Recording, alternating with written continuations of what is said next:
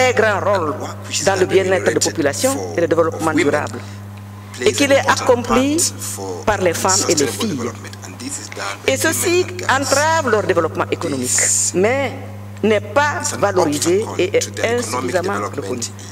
Lorsque j'ai su hier que les filles et les femmes passent en moyenne 200 millions d'heures par jour pour collecter de l'eau, franchement, je n'ai pas pu manger mon repas de midi, tellement j'étais écœurée.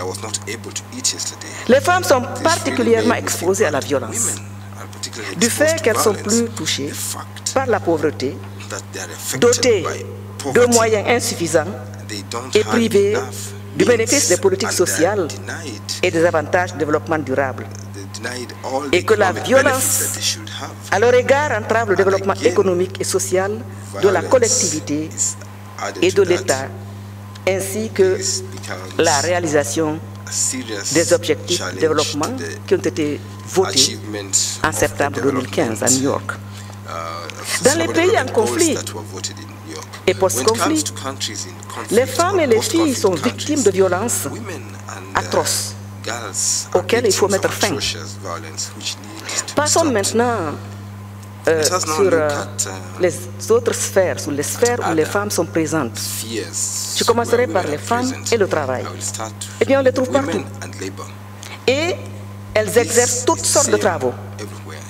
On les rencontre dans les marchés, elles sont vendeuses. Elles sont chefs de petites entreprises locales.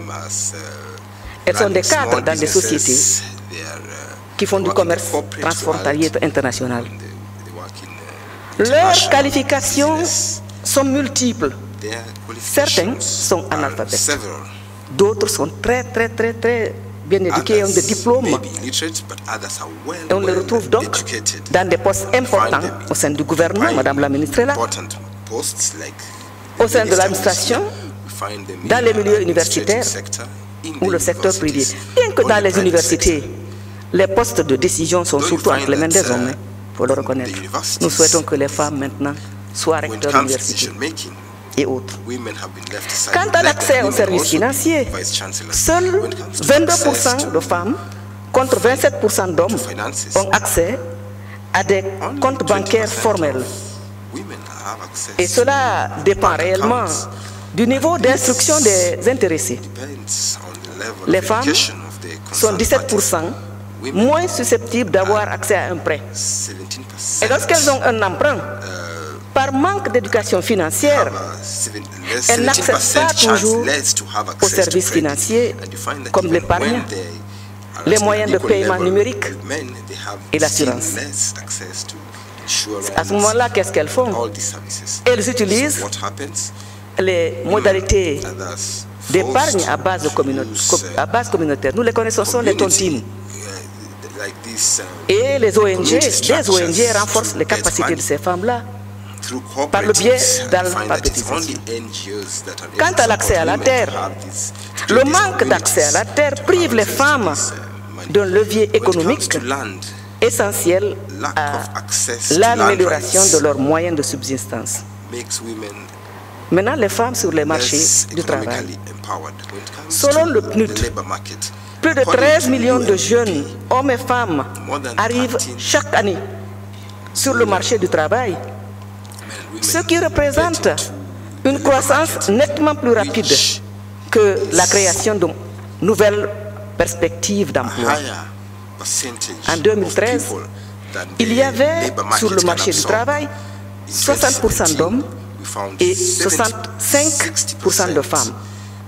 Mais cette disparité face à l'emploi tend à se combler grâce à l'éducation des filles.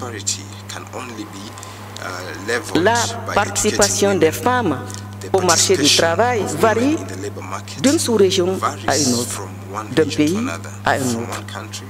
Il faut noter que l'écart entre filles et garçons est moins marqué chez les 15-24 ans dans l'ensemble des sous-régions de l'Afrique. Il faut souligner que l'Afrique a la croissance démographique la plus élevée du monde, la plus rapide. Plus de 40% de la population africaine a moins de 15 ans. Et en 2050, on pense que ce chiffre sera de 50%. Cette jeunesse représente un défi, mais aussi une réelle opportunité.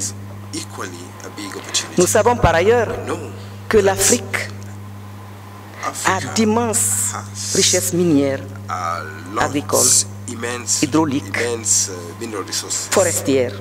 Mais sa plus grande richesse, c'est qui? C'est son capital humain, particulièrement cette jeunesse dont je parlais. Mais pour que l'Afrique profite de ces richesses, il faudrait que la population, cette jeunesse, soit éduquée et en bonne santé, afin qu'elle puisse participer au développement social, économique, culturel et politique du continent. L'Afrique doit assurer à cette jeunesse, filles et garçons, une éducation de qualité, afin qu'ils acquièrent les connaissances et compétences nécessaires, gage de leur identité, de leur aptitude à diriger et de leur sens de responsabilité et surtout de leur autonomisation. L'Afrique connaît une croissance soutenue depuis plusieurs années, je dirais même décennies, doit adopter des politiques économiques saines et en même temps investir massivement dans l'éducation, la recherche et dans les formations qualifiantes répondant aux besoins des jeunes, aux besoins de l'économie, aux besoins du marché de l'emploi. Les jeunes, filles et garçons, pourront ainsi avoir un emploi ou créer leur propre entreprise et faire concurrence avec les jeunes du monde, au lieu de chercher à aller en Europe et mourir dans l'océan, ou de se laisser embrigader dans des secteurs terroristes qui commettent quotidiennement des crimes atroces.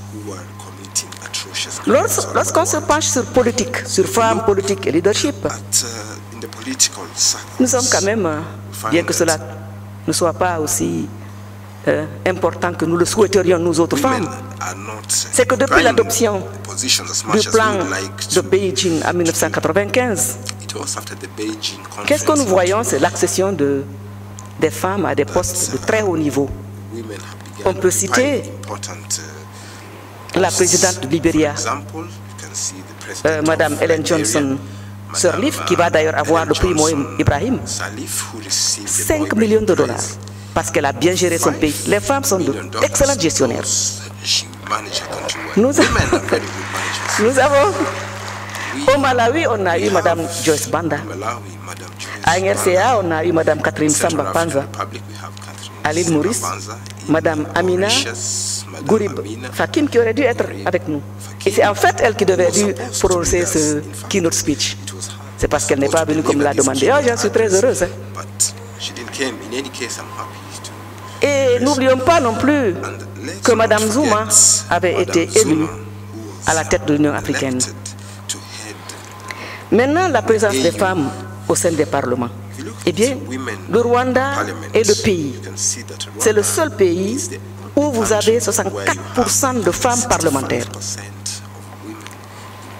Et c'est suivi par les Seychelles, 44%, le Sénégal, 43%, l'Afrique du Sud, 42%, la Namibie, 41%, le Mozambique, 40%, etc. Au niveau du Parlement africain, les femmes détiennent 50% des sièges. Ça nous encourage. Mais comme nous sommes plus nombreuses, pourquoi pas 51% ou 52% pour respecter la population des femmes? Malheureusement, au niveau des partis politiques, la participation des femmes reste largement insuffisante. Et cela les empêche, au niveau des structures sociales et politiques, de contribuer pleinement et équitablement à l'élaboration des programmes politiques, sociaux et économiques au niveau social et national. Et pourtant, c'est nous qui élisons les hommes là. Il va falloir qu'on soit plus solidaires. Quant au leadership des femmes dans les fonctions publiques et dans le secteur privé, on note que la majorité des pays africains ne parviennent pas à atteindre une proportion minimale de 30% de femmes post-stratégique fixé par le Conseil économique et social des Nations Unies en 1990 et repris par le programme d'action de Beijing en 1995. Cependant, l'élimination des écarts entre les genres dans l'administration publique contribue à garder un développement véritablement inclusif et une gouvernance démocratique. Si nous nous penchons sur le plan syndical, on voit que les femmes syndicalistes sont très actives dans la défense des travailleurs, des droits des travailleurs, et en particulier en matière de violence domestique et de harcèlement des femmes sur les lieux de travail. Lorsqu'on se penche sur le secteur privé, le pourcentage d'entreprises dirigées par des femmes est entre 7% et 30%. Par ailleurs, l'inégalité entre les genres prévaut au sein des conseils d'administration à l'échelle du continent. 7 à 17% au sein des sociétés cotées en bourse et 7 à 34% au sein des entreprises publiques. Quant en matière de résolution des conflits et consolidation de la paix, les femmes sont souvent exclues des processus de paix, alors que ce sont elles qui payent le plus grand tribut lors des conflits. Elles devraient donc jouer là un rôle crucial. Nous avons deux résolutions. C'est la 1325 de 1995 et celle de 2015 qui est la 2242. Mesdames et messieurs, en guise de conclusion, parce qu'il ne faut pas que je sois trop longue, je dirais qu'il est temps et urgent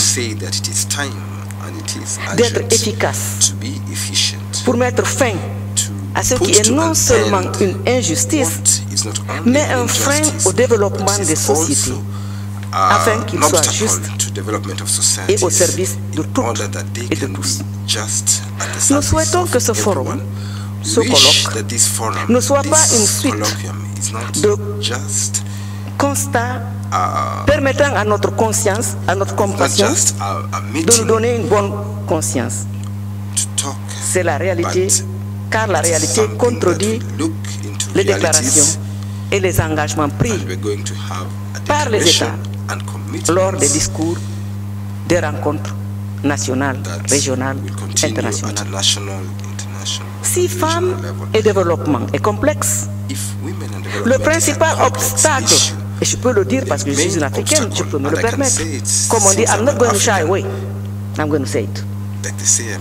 C'est le manque de volonté politique d'agir, car les moyens financiers existent. L'Afrique est riche. En effet, une énorme masse d'argent circule qui n'est pas utilisée essentiellement pour le bien commun. Le rapport du président Thabo Mbeki à l'Union africaine en fait état. Maintenant, la question qui m'avait été posée, c'est que devons-nous faire? Ce n'est pas à moi de répondre. Ce sont des sessions qui vont nous donner des pistes de solutions, qui nous permettront de sortir d'ici avec des recommandations, des propositions claires et un mécanisme de suivi et d'évaluation pour en mesurer les progrès de manière périodique.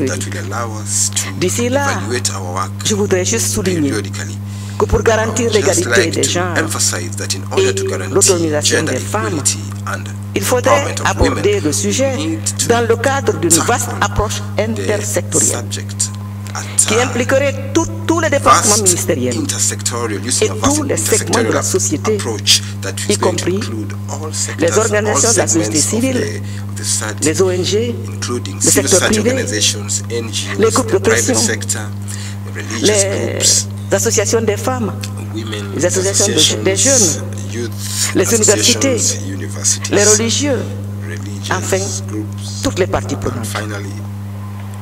Celles-ci doivent être impliquées à toutes les étapes du processus, en organisant des consultations depuis la conception et l'élaboration des mesures à prendre, au moyen d'en assurer la mise en œuvre et le suivi.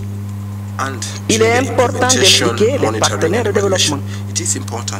Dans le cadre de l'agenda 2030 des Nations Unies et celui de l'Union africaine 2063, les pays doivent élaborer leur plan d'action, développer des politiques et stratégies pour l'atteinte des objectifs et fixer des échéances afin de mesurer les progrès accomplis, de procéder à des ajustements selon les besoins et maintenir une vision nationale. Chaque pays, en effet, a ses spécificités. Il est donc important d'en déterminer les indicateurs qui sont relevant, je ne peux pas dire ça en français, relevant au pays.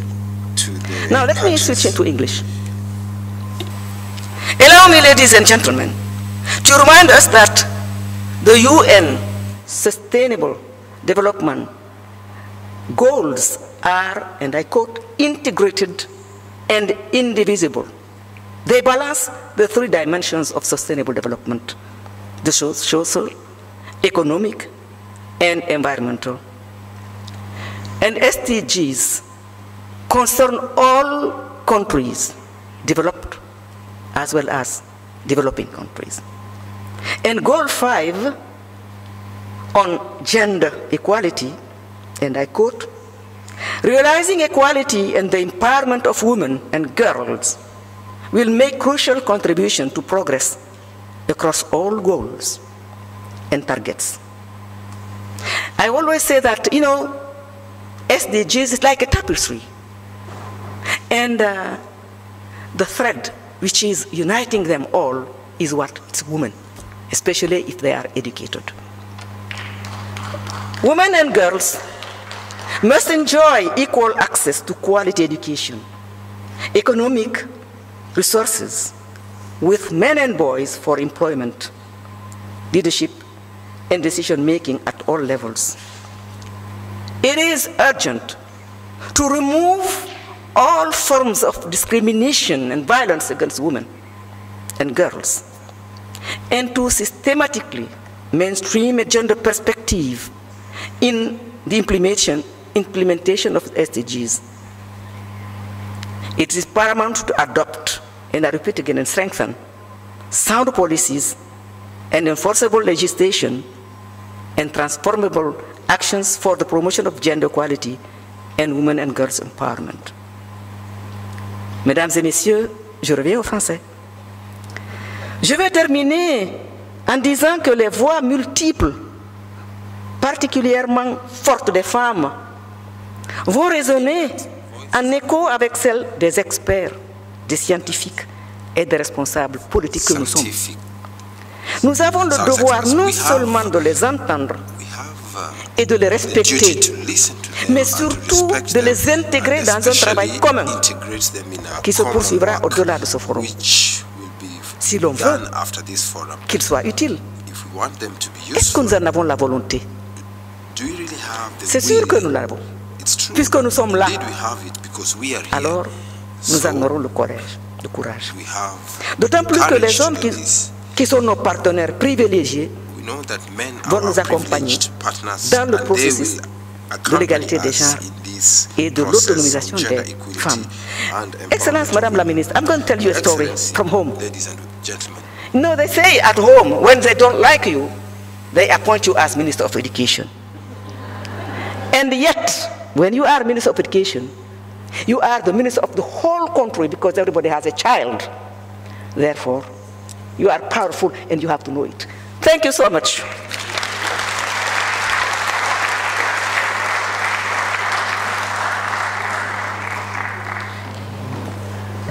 Let's give her another big round of applause.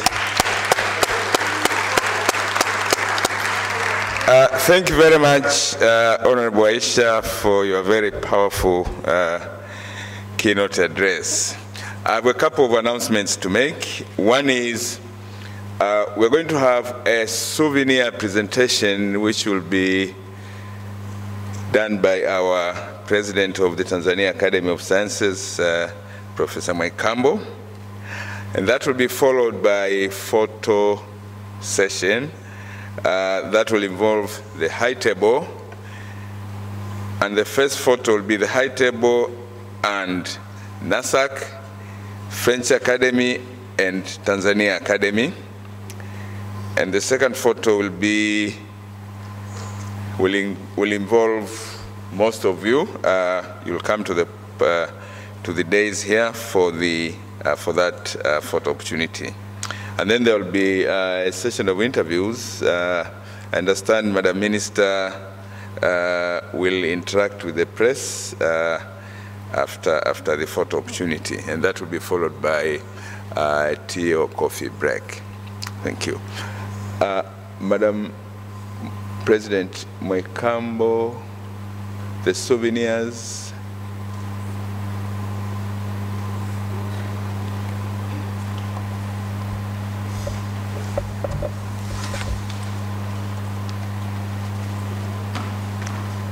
And this will be given to members of the High Table.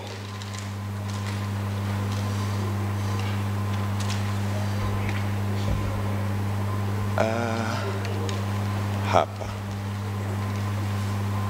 Pengine hajatangazia hapa.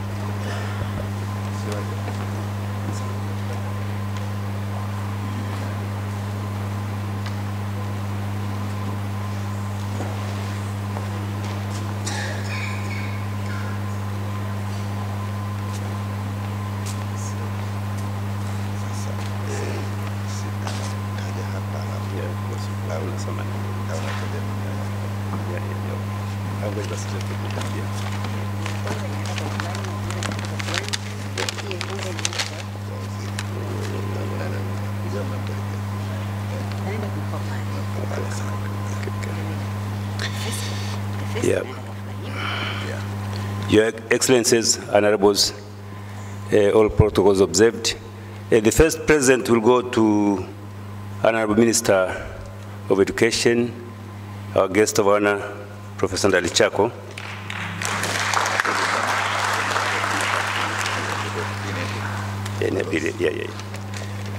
The second one will be to His Excellency the Ambassador from France and Tanzania.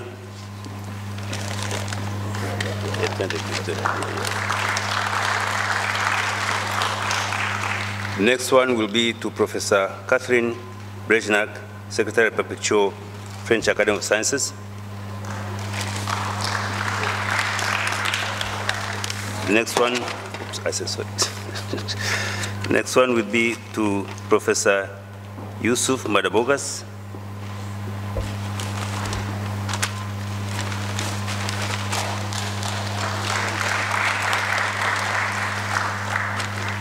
We also got a present for Honorable Anna Makinda.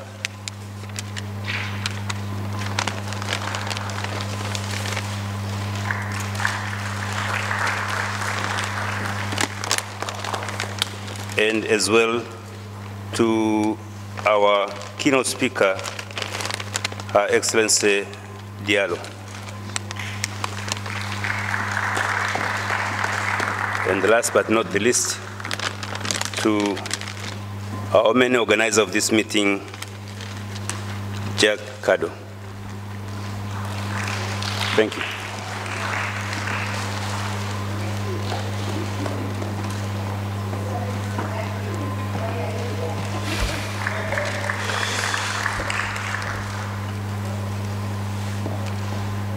Thank you very much, Madam President.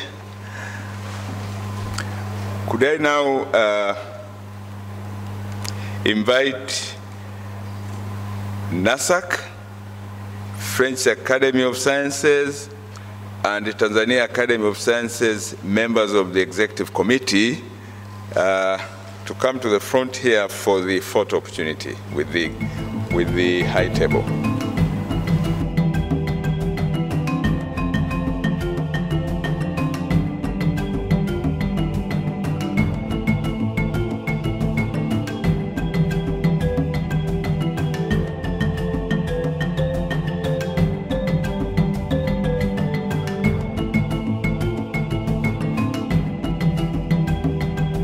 What is science? And what do we count as science? So with those few remarks, let me call upon our first speaker, Henri Leridon from the French Academy of Sciences, to get us started. Thank you.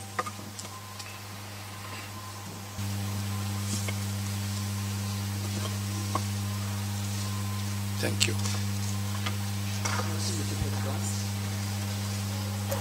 Yes. Merci, Monsieur le Président. Thank you, Mr. Chairman. Je vais m'adresser à vous en français, mais comme vous le voyez, les slides seront en anglais. You will have the slides in English for those who are not familiar with French, but very few of you certainly. C'est regrettable que nous n'ayons pas eu avant cette présentation, bien sûr, un aperçu des problèmes économiques du développement, étant donné que la population est certainement un des aspects importants, pas le seul, mais un aspect important de ces questions de développement. Et donc, je vais vous parler de cela sans avoir ce contexte, disons, plus général des aspects économiques. L'Afrique, on l'a dit ce matin, est riche d'une population importante. Aujourd'hui, c'est 1,25 milliard d'habitants. 1 milliard d'euros pour l'Afrique subsaharienne, dont je vais surtout parler. Et bien entendu, on va voir, cette population est appelée à croître encore beaucoup. Pour fixer les idées, c'est un petit peu moins pour la population africaine que celle de l'Inde, celle de la Chine, qui sont toutes les deux entre 1,3 et 1,4 milliard.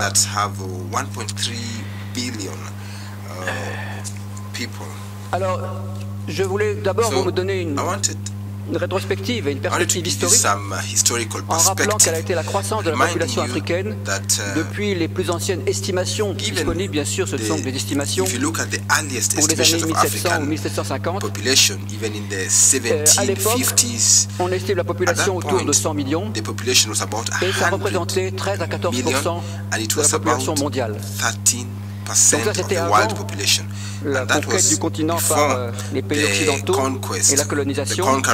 Et pendant cette période qui a suivi, la part de la population africaine a diminué. La population en elle-même n'a pratiquement pas bougé jusqu'en 1850, mais la proportion de la population africaine dans la population mondiale a diminué jusqu'au milieu du XXe siècle, et depuis elle remonte rapidement. Si bien qu'aujourd'hui on a retrouvé pratiquement le pourcentage qui existait dans les années 1700-1750.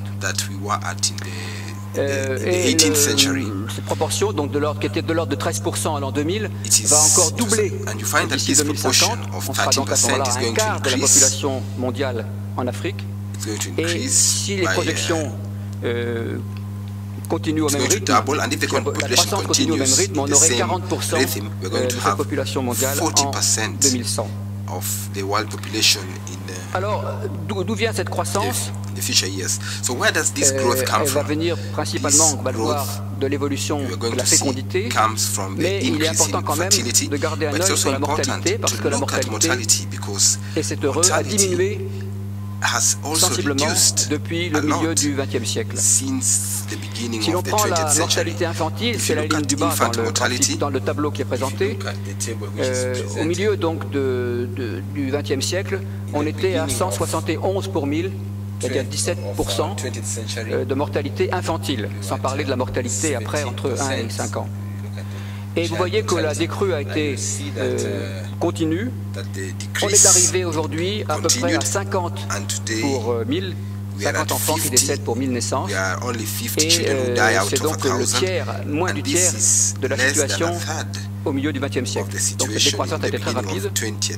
Et ça signifie qu'aujourd'hui, un enfant sur 20 décède dans sa première année.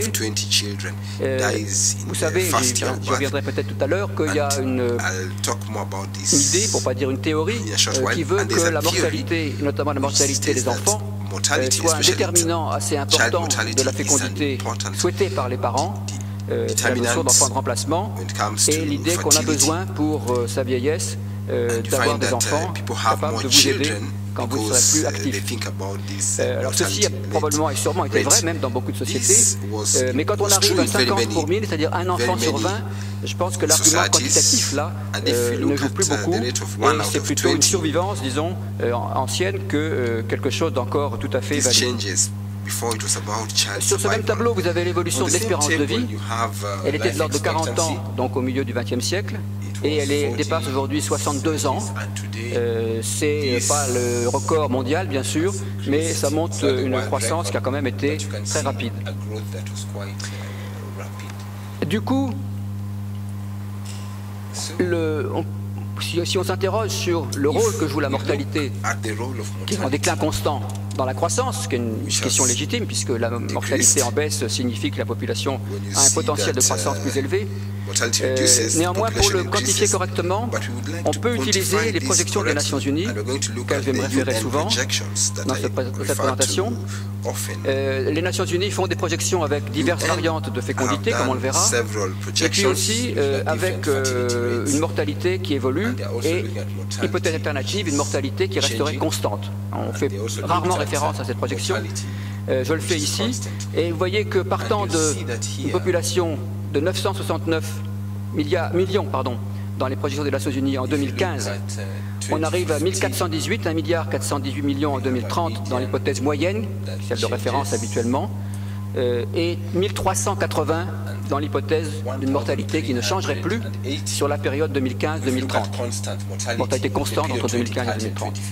Si bien que la réduction que l'on aurait sur la croissance démographique serait de l'ordre de 8 à 9% seulement dans l'hypothèse d'une mortalité constante. Donc ça n'est pas le moteur principal de l'évolution démographique, c'est essentiellement le fait que la fécondité reste élevée. Pour apprécier correctement l'évolution de la population africaine, je pense qu'il est utile de se référer à d'autres régions du monde, alors pas les plus anciennement avancées dans le domaine démographique, comme l'Europe ou les États-Unis, mais plutôt des régions qui ont connu une croissance assez rapide de leur économie et en même temps une réduction assez forte de leur fécondité. Et les deux grands blocs sont l'Amérique latine et l'Asie. Alors sur ce tableau, vous remarquerez que dans la première colonne, je me réfère à nouveau à la situation au milieu des années 55-60, au milieu des années 2000, pardon, au milieu du XXe siècle, excusez-moi, donc en 1955-60, il n'y avait pas de grands écarts entre la fécondité de ces trois régions. L'Afrique subsaharienne était un petit peu en tête avec 6,6 enfants, mais il y avait 5,9 en Amérique latine et 5,6 en Asie. En revanche, l'évolution a été très différente. On a vu une baisse rapide en Amérique latine et en Asie, surtout après 1970, si bien que dans ces deux régions, on est aujourd'hui autour de 2 enfants par femme ou légèrement au-dessus. L'évolution a été très différente en Afrique, puisque la baisse a été plus tardive, elle a commencé pratiquement dans les années 90-95, et elle aboutit à une situation aujourd'hui qui est une fécondité moyenne proche de 5 enfants. Alors je parle là de l'Afrique subsaharienne, c'est-à-dire que ça retranche des populations africaines, l'Afrique du Nord, dont l'évolution a été très différente et la réduction de la fécondité ressemble beaucoup plus à celle de l'Amérique latine et de l'Asie qu'à celle du reste de l'Afrique.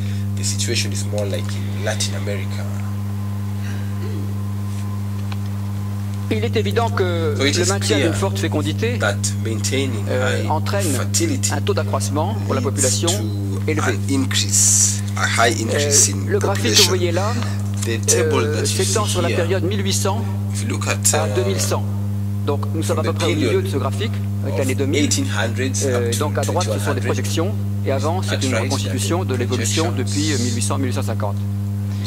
Alors, c'est important parce que ceci vous montre quelle est l'évolution du taux de croissance des populations pendant la période qu'on appelle la transition démographique, qui est un processus important par lequel passent toutes les populations, où sont passées toutes les populations du monde. Le contexte, en effet, démographique jusqu'au XIXe siècle, même dans les pays les plus avancés aujourd'hui, était d'avoir à la fois une forte mortalité et une forte fécondité. Donc nos pays, à nous, comme la France, nous avons connu des fécondités à 4-5 enfants par femme, mais elles étaient combinées avec une mortalité encore élevée et une espérance de vie, par exemple, de l'ordre de 30 ans au XVIIIe siècle, ce qui entraînait une croissance assez faible. Donc je n'ai pas mis sur ce graphique le cas de l'Europe qui est un peu particulier parce que la transition a commencé très tôt et s'est faite finalement avec une croissance limitée. Là vous avez l'Amérique latine, c'est la courbe du haut en vert. Elle a connu un maximum de croissance dans les années 1960 à peu près, avec un taux qui dépassait 2,5% par an. Et depuis, par contre, la décroissance est rapide et nous sommes aujourd'hui autour de 1% de croissance et à l'échéance de la fin du siècle, on devrait être passé au négatif. La courbe en rouge en dessous, la plus basse, c'est l'Asie. La transition a été un peu plus tardive, vous voyez, puisque l'accroissement de la population, le taux de croissance n'a augmenté qu'un peu plus tard. Le maximum était proche de celui observé en Amérique latine, 2,5%. Et puis le décrochage a été exactement le même, et les deux courbes sont tout à fait semblables depuis 1970 à peu près. Alors la troisième courbe, c'est bien sûr l'Afrique, et surtout ici l'Afrique subsaharienne. Donc on voit qu'elle a ressemblé, cette courbe, à celle de l'Asie jusque vers 1980. Le maximum n'est pas beaucoup plus élevé, on est à 2,6, 2,7% par an. Mais la grande différence, c'est qu'on est resté à ce niveau-là et qu'on risque d'y rester encore quelques temps avant qu'on puisse espérer, alors là nous sommes dans les projections, qu'on puisse espérer une baisse qui pourrait s'amorcer dans les années 2030-2040. La projection moyenne des Nations Unies supposerait qu'on repasse à 1% autour de la fin du siècle et on ne sait pas encore quelle pourrait être l'évolution ultérieure. Sur ce graphique, vous avez aussi l'évolution de l'hypothèse basse des Nations Unies. J'y reviendrai, l'hypothèse basse, c'est une hypothèse de diminution plus rapide de la fécondité. Et on gagne donc un petit peu sur le taux de croissance, mais vous voyez, pas énormément. Le vrai problème, c'est que si vous arrivez à voir sur ce graphique, pas très visible, malheureusement, j'ai essayé de marquer quelles avaient été les durées des phases de forte croissance.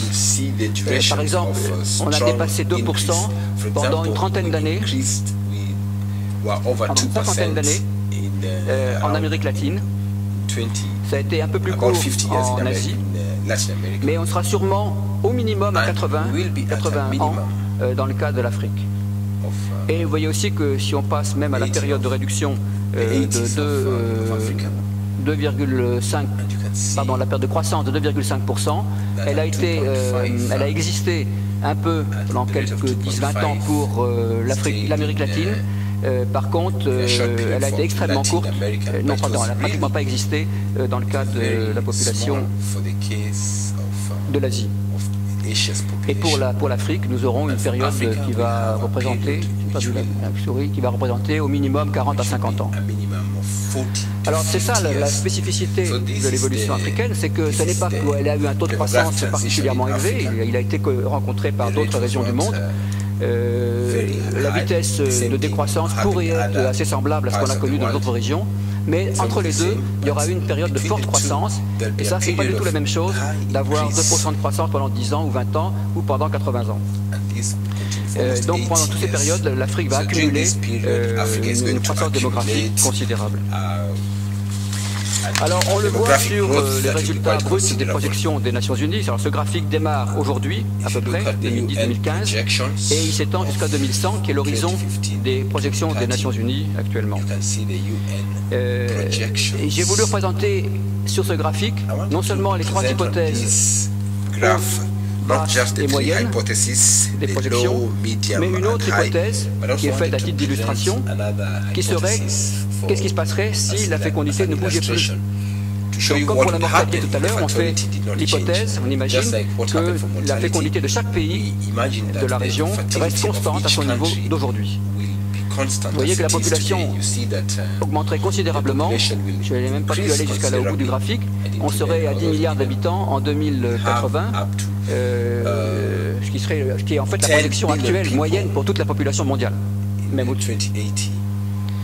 Alors, les hypothèses plus réalistes sont les trois autres, mais il faut bien prendre conscience du fait que toutes ces hypothèses supposent que la fécondité baisse, plus ou moins vite, mais elle baisse dans toutes les hypothèses. À l'arrivée en 2100, on aurait dans une hypothèse basse 3 milliards d'habitants, dans l'hypothèse moyenne 4 et dans l'hypothèse haute 5 et quelques. Donc ça fait des différences, mais on est très loin de l'hypothèse de fécondité invariable. Alors pour être plus précis, voilà ce qui est supposé, ce qui a été observé, ce qui est supposé dans les projections des Nations Unies. Donc là vous avez l'évolution de 2005 à 2045 et dernière colonne, l'horizon 2100. Donc dans l'hypothèse moyenne, partant d'un niveau de fécondité de 5 enfants,4 aujourd'hui, on a une diminution qui vous amène en 2050 à peu près à 3,2. Une diminution très sensible. Et on approcherait du seuil de remplacement des générations du niveau de 2 enfants à peu près à la fin du siècle. Dans l'hypothèse basse, l'évolution se fait un peu plus vite. On serait donc du coup à 2,7 en 2045 et en dessous de 2 en 2100. Dans l'hypothèse haute, elle se fait un peu moins vite, évidemment, et on serait à seulement 3,7 en 2045. Donc retenez surtout l'idée que la fécondité, même dans l'hypothèse moyenne, est supposée diminuer assez rapidement.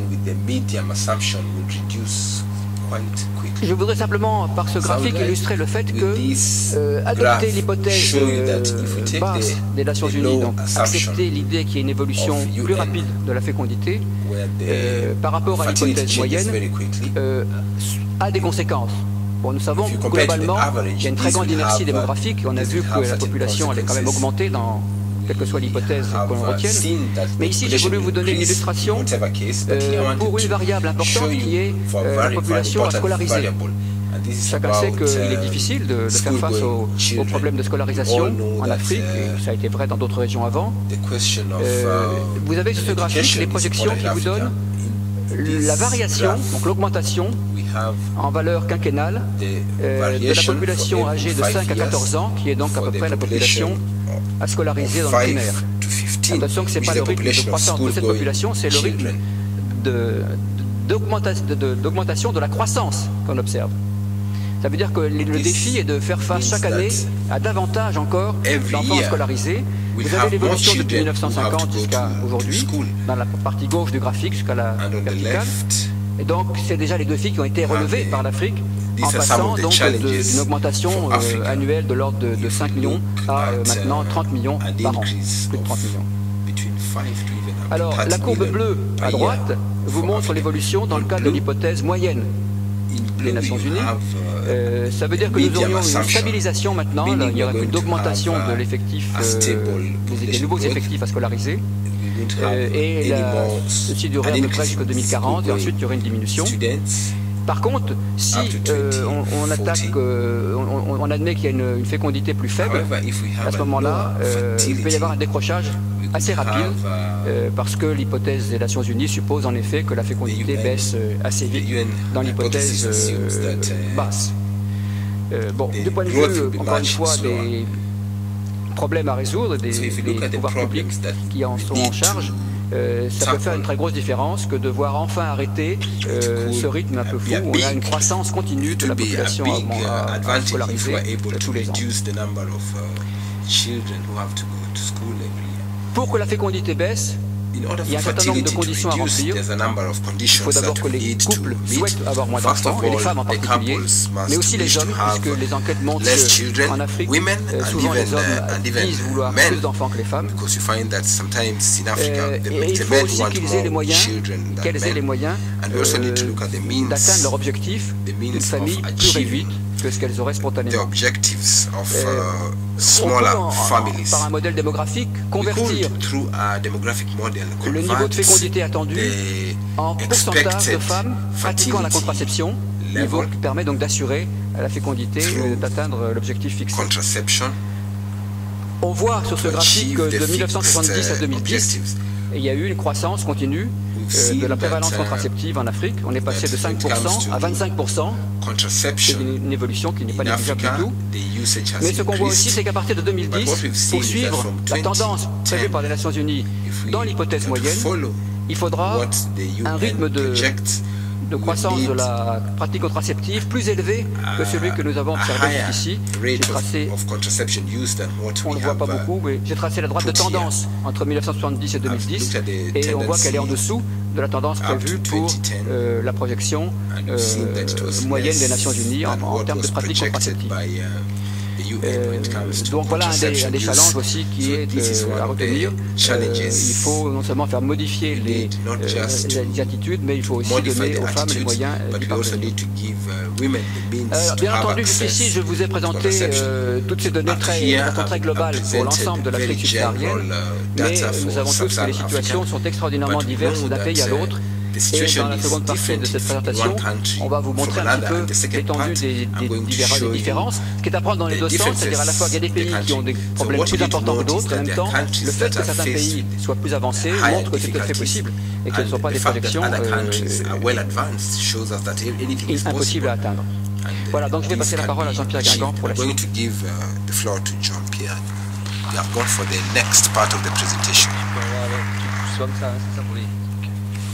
Okay. Alors on va montrer les différences maintenant par pays. We are going to show you the differences per country. Vous avez à gauche l'Afrique de l'Ouest. At the left you have West Africa. You have West Africa, then you have Central Africa, Eastern Africa, and then Southern Africa. Finally, if you look at all these countries, you see that in almost all countries except in Southern Africa, there is at least more than 4 children. Il y a toujours plus de 4 enfants par femme dans la plupart des pays. Finalement, il n'y a que 85% de la population vit dans des pays où il y a toujours 4 enfants et plus, et 55% de la population vit dans des pays où il y a toujours 5 enfants et plus. L'exception, c'est l'Afrique du Sud, enfin l'Afrique australe, pardon, Maurice, les Seychelles et Djibouti, et le Cap-Vert. Donc, retenez ce chiffre, 85% de la population vit toujours dans des pays où il y a 4 enfants et plus. On vient de parler des hypothèses des Nations Unies, hypothèse haute, hypothèse forte. On part d'un niveau en gros de 5 enfants par femme. Et voici en haut ici l'hypothèse haute, dans le milieu l'hypothèse moyenne et ici l'hypothèse basse.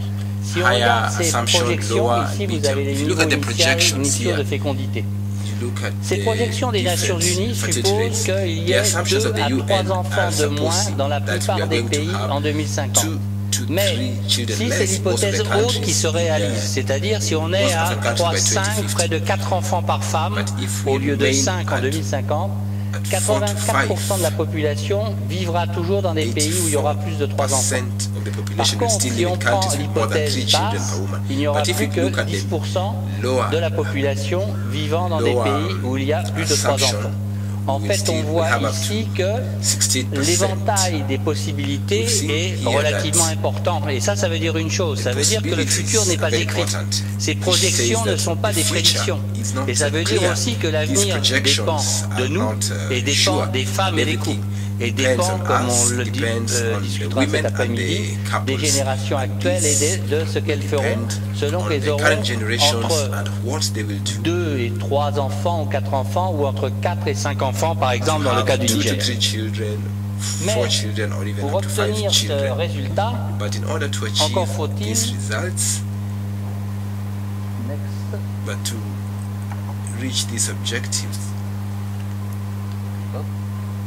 Next.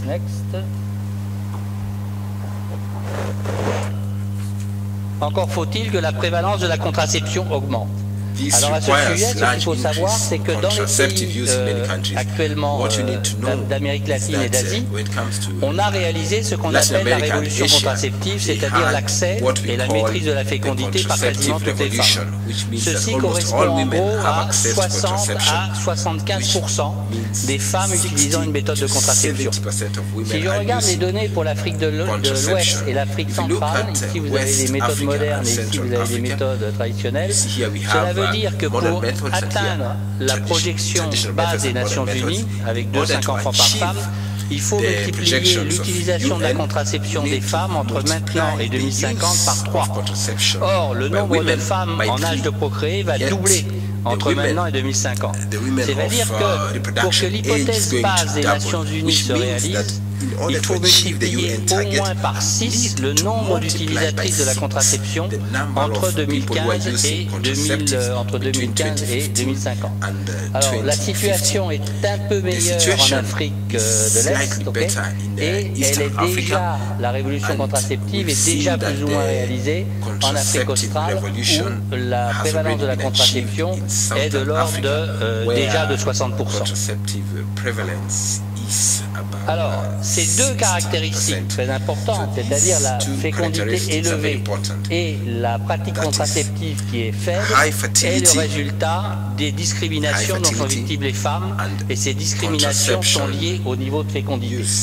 Alors, il y a plusieurs indices qui mesurent les inégalités entre hommes et femmes, et l'un des indices, c'est l'indice d'inégalité de genre, qui mesure les discriminations dont sont victimes les femmes à partir des indices sur la reproduction, la santé de la reproduction, à savoir la mortalité maternelle et les grossesses chez les adolescentes, l'empowerment of women, l'autonomisation à travers le pourcentage de femmes dans les parlements, mais aussi le pourcentage de femmes qui ont une éducation secondaire et supérieure, et on mesure la différence par rapport aux hommes, et la participation des femmes sur le marché du travail. Et plus l'indice d'inégalité de genre est bas, plus l'égalité entre hommes et femmes est réalisée. Et ça, c'est ce qu'on observe, les meilleurs résultats où il y a peu de différence entre hommes et femmes, ce sont les pays nordiques, Danemark, Suède, Norvège, etc. Vous avez également la Corée et Singapour, qui sont passés à moins de 2 enfants. Et ici, vous avez à droite des pays émergents, la Chine, la Tunisie, la Malaisie, le Chili et le Maroc, où vous voyez que le nombre moyen d'enfants par femme, en rouge ici, est de l'ordre de 2, et où l'indice d'inégalité de genre est relativement faible. Si vous regardez maintenant l'Afrique de l'Ouest, l'Afrique centrale et aussi, d'un certain point de vue, l'Afrique de l'Est, vous voyez que les indices d'inégalité de genre sont à leur maximum, compte tenu des critères réalisés, et que plus la fécondité est élevée, c'est le cas en particulier en Afrique de l'Ouest, vous avez ici Gambie, Libéria, Sierra Leone, Côte d'Ivoire, Mali, Niger, qui sont parmi les 10 derniers au niveau mondial en termes d'inégalité de genre, et ceci est nettement lié à la fécondité. Alors, pour conclure, tout d'abord, la population de l'Afrique subsaharienne va augmenter de manière majeure d'ici 2050. En fait, comme je l'ai dit, le futur n'est pas écrit. Si on prend l'hypothèse basse, on va passer de toute façon de 1 milliard aujourd'hui à 2 milliards en 2050. Il y aura un doublement dans les 30 ans qui viennent. Si on prend l'hypothèse haute, on passera à 2 milliards 500 millions. C'est-à-dire qu'il y aura 500 millions de plus. 500 millions de plus, c'est la moitié de la population actuelle. 500 million more than what we have today.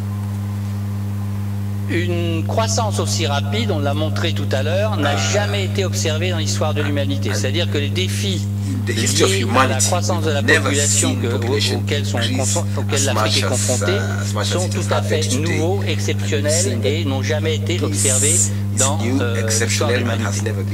On a parlé du rebond économique de l'Afrique, en particulier entre 2000 et 2015, mais comme vous le savez, avec des croissances économiques de l'ordre de 5% par an, mais 5% par an avec 2,5% ou plus de croissance économique, ça veut dire que la moitié de la croissance économique est absorbée par la croissance démographique, les investissements démographiques en santé et en éducation. Si je regarde maintenant des pays comme le Bangladesh, les pays d'Asie de l'Est, ou même évidemment les pays d'Asie de l'Est et les pays du Sud-Est, actuellement c'est seulement 10% de la croissance économique, qui est plus forte qu'en Afrique, elle est de 6-7%, qui est absorbée par la croissance démographique. Donc, la forte croissance démographique qui va se maintenir au moins jusqu'en 2050 va absorber au moins la moitié de la croissance économique dans la plupart des pays, à quelques exceptions près, comme le Rwanda, la Côte d'Ivoire et l'Éthiopie, qui ont des taux de croissance économique à l'heure actuelle relativement élevés. Alors, évidemment, pour réduire les impacts négatifs sur les besoins sociaux, que ce soit en éducation, en santé, en logement, en assainissement, en urbanisation, il ne faut pas oublier que la population africaine va être majoritairement urbaine, c'est déjà le cas dans plusieurs pays, Nigeria, Côte d'Ivoire, Ghana, etc. Et pour avoir ce qu'on appelle le dividende démographique, la baisse de la fécondité doit être accélérée. Et normalement, pour bénéficier d'un dividende démographique comme l'ont fait les pays maintenant émergents ou même développés d'Asie de l'Est et d'Amérique latine, on devrait passer à environ 2 enfants par femme, c'est hypothétique bien sûr, dans les années 2050. C'est-à-dire sans accélération de la baisse de la fécondité, le nombre de naissances à scolariser, etc., et les dépenses sociales vont continuer à augmenter et une part importante de la croissance économique va être absorbée par la croissance démographique. Alors, le défi par rapport à cela, et on a vu que finalement le statut défavorable des femmes dans les sociétés africaines, qui est le plus mauvais au niveau mondial, est dû en particulier à la forte fécondité. Quand on a 5 ou 6 enfants, il est difficile, on est évidemment absorbé, submergé par les tâches domestiques, et on est dans des emplois peu qualifiés, non ou mal rémunérés, suppose que pour que les femmes participent de manière pleine et entière au développement de leur pays, il faut une reconnaissance effective de leurs droits sexuels et reproductifs, et il faut une reconnaissance effective et des mesures effectives pour qu'elles aient effectivement l'égalité économique. Et je voudrais terminer là-dessus sur un point sur l'éducation. Alors évidemment, l'éducation est centrale. Encore faut-il pouvoir scolariser tous les enfants. Dans des pays où le nombre d'enfants à scolariser entre 6 et 15 ans double tous les 20 ans, on ne peut pas en même temps assurer une éducation de qualité à ces jeunes enfants et en même temps former le capital humain au niveau secondaire, au niveau formation professionnelle et au niveau universitaire. Et de ce point de vue-là, l'éducation évidemment est un levier incontournable, en particulier l'éducation des femmes, mais il ne faut pas se tromper et dire que l'éducation est tout. Il y a beaucoup de femmes analphabètes, cela a été mentionné ce matin, mais il ne faut pas croire que les femmes analphabètes sont bêtes. Elles sont capables de faire de commerce, elles sont capables de compter leurs sous, elles sont capables de faire des tontines, et il ne faut jamais oublier que dans la maîtrise de leur vie reproductive, des femmes, même analphabètes, mais bien informées et motivées, sont capables de se mobiliser et ne pas oublier que l'éducation n'est pas un contraceptif, et là aussi je connais plusieurs exemples sur le terrain de femmes éduquées dont le mari ou le mari, quelquefois polygame, empêche les femmes, malgré leur volonté, d'avoir une méthode de contraception, et quand ils ne les empêchent pas, elles vont dans des centres de santé où le personnel n'est pas là, où les méthodes ne sont pas là. Donc l'éducation est un levier incontournable, mais ce n'est pas un contraceptif. Je vous remercie.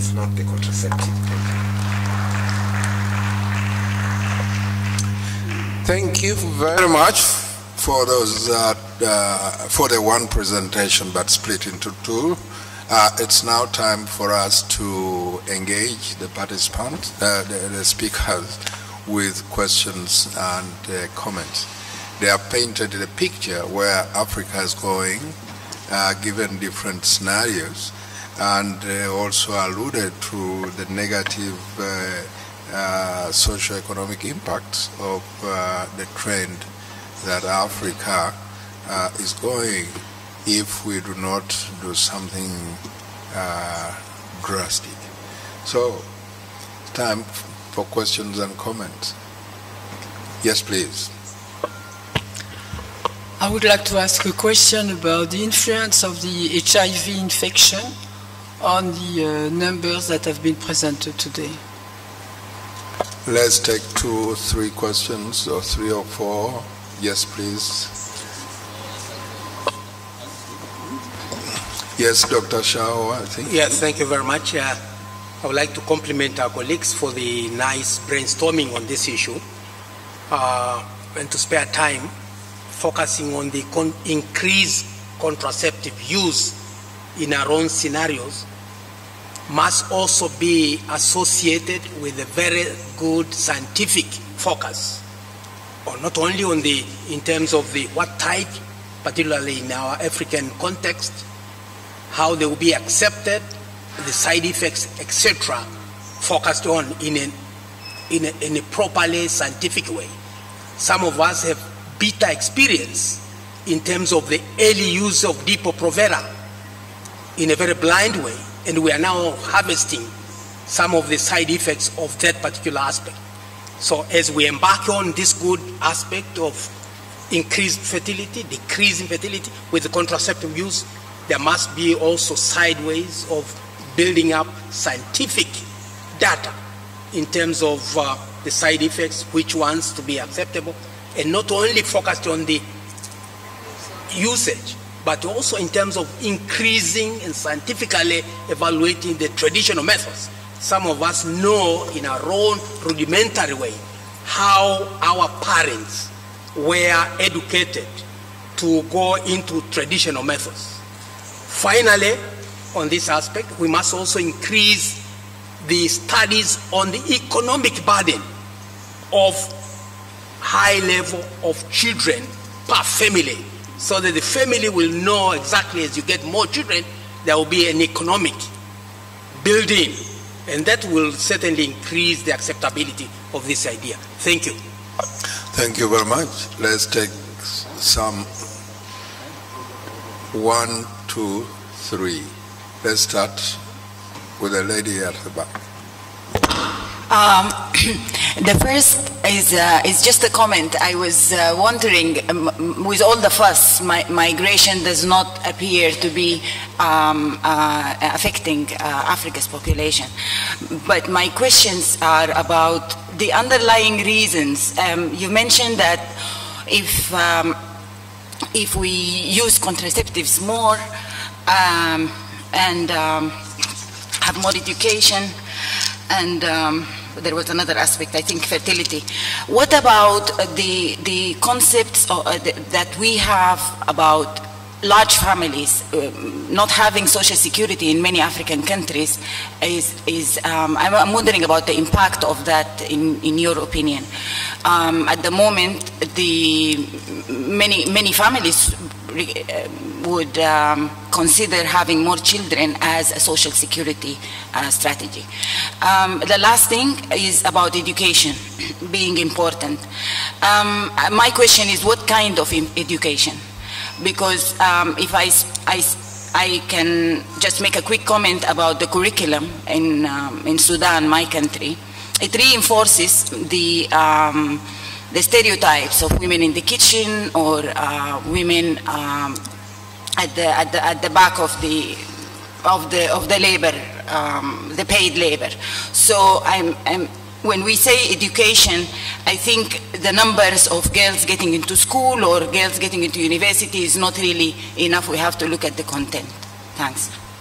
Thank you. Next two, and we keep them brief, please. The lady there, I'll be coming to you. Yes, please. Thank you very much for giving me a chance. We are looking at Africa as a whole, sub-Saharan Africa, and there's such big differences in population between different countries. There are some countries with very little population and some with very high population. As we look at which ways to reduce the population, now we're looking at individual countries as well. The gentleman at the front.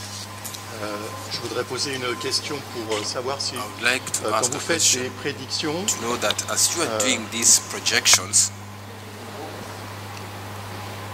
quand vous faites des prédictions, est-ce que vous prenez en compte les flux migratoires? Et un autre aspect qui paraîtrait aussi important, c'est que dans les populations, quand il y a un problème de surpopulation, il y a en général une surmortalité qui apparaît.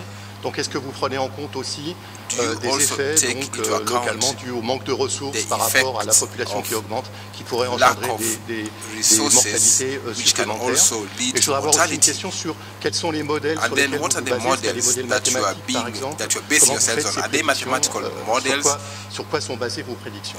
Merci. What do you base these projections that you've made? Okay, that's a rich menu of questions. Let's try to address those before, if time allows, we'll take a few. I will answer on HIV. In the 90s, okay, the feeling was that HIV will depopulate Africa. Okay, many models were built and so on, showing that it could slow the population growth. But even finally in countries with high HIV prevalence, like South Africa, like especially the southern countries, the population have never decreased. Okay, even with very, very high population. If you look in West Africa, for instance, those countries with very HIV prevalence like Ivory Coast, Côte d'Ivoire, the population has continued to grow at 2.5% per year. So finally, during between 2000 and 2012, the United Nations have included an HIV component in their projection to calculate the impact of AIDS on the population growth. And the follow-up of the HIV prevalence, which has been declining in the world, showed that this wasn't a major variable to be taken into account. So now the projection, the UN projection, don't take into account, okay, the impact of HIV growth. Now, if you look at, I've done that for several countries, the percentage of deaths caused by HIV, it represents, even in countries with high HIV prevalence, something like 5% to a maximum of 10% of the total deaths. So HIV is not the killer. The killer is malnutrition, is infection disease, is pregnancy at risk, okay, too early, too late, too often, etc. That's the major killer of the population today in Africa. Alors, contraception et les méthodes traditionnelles. Je vais y aller. Comme tu as répondu en anglais à une question posée en français, je vais répondre en français à une question posée en anglais. Okay, à propos de l'acceptation de la contraception et notamment des aspects négatifs, des effets secondaires qui pourraient exister et qui, demandait-on, n'ont peut-être pas été bien étudiés. Alors, du point de vue global, il faut quand même savoir que les méthodes utilisées en Afrique n'ont rien de spécifique. Elles sont utilisées partout ailleurs dans le monde, y compris en Europe ou en France. Donc le problème des effets secondaires est un problème réel, mais il est suivi d'assez près. Et donc, normalement, il n'y a pas de raison qu'il y ait beaucoup plus d'effets secondaires négatifs en Afrique qu'en Europe, sauf s'il y a des conditions particulières d'utilisation qui ne sont pas du tout celles qui seraient prescrites. Tu veux rajouter quelque chose? Yeah. One thing to bear in mind is level of maternal mortality. Maternal mortality is highly correlated with the number of births, okay, the spacing and early. The major killer in reproductive health is the non-control of fertility. Okay, when you have early birth, when you have closely spaced birth and high number of births, you have a maternal mortality rate of 500 per 1,000 births, okay, which is 10 times or even 100 times the level observed in developed or emergent society. So the problem of side effect and the rumor associated with the side effect is a real problem, and of course it should be researched more deeply and so on. You mentioned the use of traditional method, okay, and especially the use of long breastfeeding period or abstinence where women are returned to the village after delivery. In some countries, like in Mauritius, traditional methods are still very used, okay, and one of the problems is that they are not as effective as so-called modern method, but they can be used, and it has been observed that in many countries that upper class women prefer traditional method to modern method because they heard about the side effect of the modern method, okay? But remember, non-controlled fertility, high fertility, is a major health problem to women compared to the side effect of the method used. Okay. There was a question about migration. Well, migration are important in Africa, but as you know, the major part takes place between countries. And the migration outside the continent, although it is a real problem today in Europe, as you know, it's only a small part of the migration problem of Africa. We must be aware of the fact that a rate of growth of 2% a year applied to a population of 1 billion makes an addition of 20 million people each year. So if all these people were supposed to migrate to Europe, for instance, that would be a real enormous problem for Europe, but I think it is not very likely. Now, the question was also referring to the issue of having children to secure his old days when there is no social security system. As I said, it is a real argument, but it should not be anymore true because infant and child mortality have decreased a lot, and you don't need 5-6 children to be sure, or at least almost sure, that at least one of them will survive when you will get older. In addition, just remember that there are something like 15 million young people arriving on the labor market in Africa every year. Okay? And if you look, for instance, at the number of migrants from sub-Saharan Africa crossing the Mediterranean Sea over the 2 or 3 years, it's something like 1 million. It's really a small fraction of the arrival on the labor market. And this arrival on the labor market will double in the next 15 years, okay? So, and migration also is intra-African migration and extra intra and outside the continent. So migration is a variable, it is taken into account. It is very difficult to be projected, okay? But when you look at what is going on now in Europe in terms of restricting access, in terms of defining more strictly the condition of asylum, okay, the measure has already in place to reduce migration flows, and in any case the migration flows will not reduce substantially the rate of growth which is projected for the population, because most of these people are already born. Another aspect on migration was the question about the way it is taken into account in projections. Projections are done country by country. That's very important to know. It's not a global projection, it is projection done country by country on the basis of data available for each country. So migration is there, but as I said, it is mainly a problem between countries in Africa and not much of migration outside. On the model itself, it's almost not a model. It's just a projection. Is just to take the rates of mortality and of fertility age by age, and to start with the population this year. So you derive the population next year by counting the number of expected deaths during this year and expected births. So you need assumptions on this probability of having a death or a child. This is based on the trends that have been observed in the country itself and in other countries more advanced in the transition process.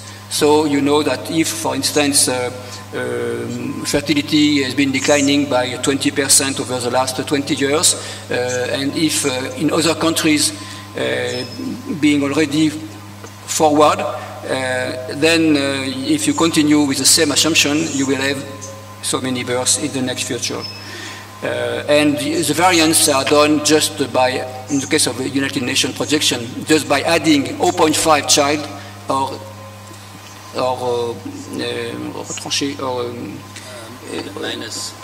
so it's plus minus or minus 1 point child to have the two assumptions low and high. So there is not much mathematics in that. Well, it's not absolutely true, because now there are putting a random assumption in the model, but I think it would be too complicated to explain that now in this audience. But basically, it is a trend based on previously observed trends in the very country or other countries similar? Except that now it's complemented by additional methods, including contraceptive use, including early marriage, including length of breastfeeding, okay, and including also now there are new model. We'll talk about that in the demographic dividend session, including the education and increase in the level of education, increase in the flexibility of the labor market, etc. But when you look at the result of this sophisticated model, they are not very different from what they are with the United Nations. In terms of education and what kind of education, that's an important point.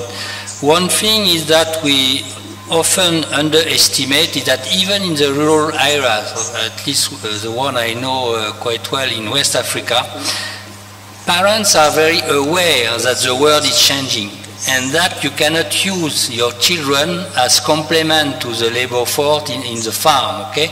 Many parents at the moment want to send their children to school, okay? And it's not, the place to children is not in the field. The place to children nowadays in the school, okay? It's not in the field, okay? And the problem with agriculture is not to use a child manpower, but is to use a different farming system to improve the productivity. The problem is not the manpower anymore, and the world is changing. Now, what kind of education? That's something else which has been studied. And unfortunately, the number of children at school has increased so rapidly that in many countries the school system have exploded. If you look at many countries, for instance, in West Africa, when at the moment of independence, the percentage of children at primary school was 20%.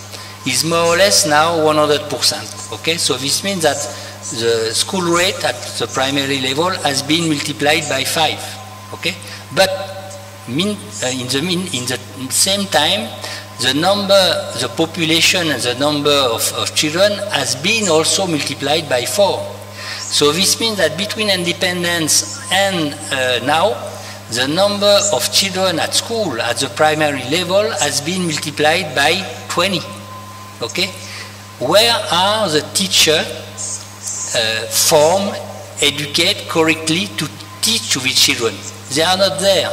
And there has been a recent report from the World Bank saying that talking about the collapsing of the school system in several African countries. I may answer to the small country. Small country. The small country question, no? The over mortality. There is no over mortality. So, ladies and gentlemen, this is a very interesting. On the small country. One thing is that black is beautiful, but small is beautiful too. If you look at Africa, if you look at the Caribbean, okay, the richest country, and if you look in Europe, the richest country with the highest GDP per capita are those with a small population. Luxembourg, Iceland, Denmark, Norway, etc.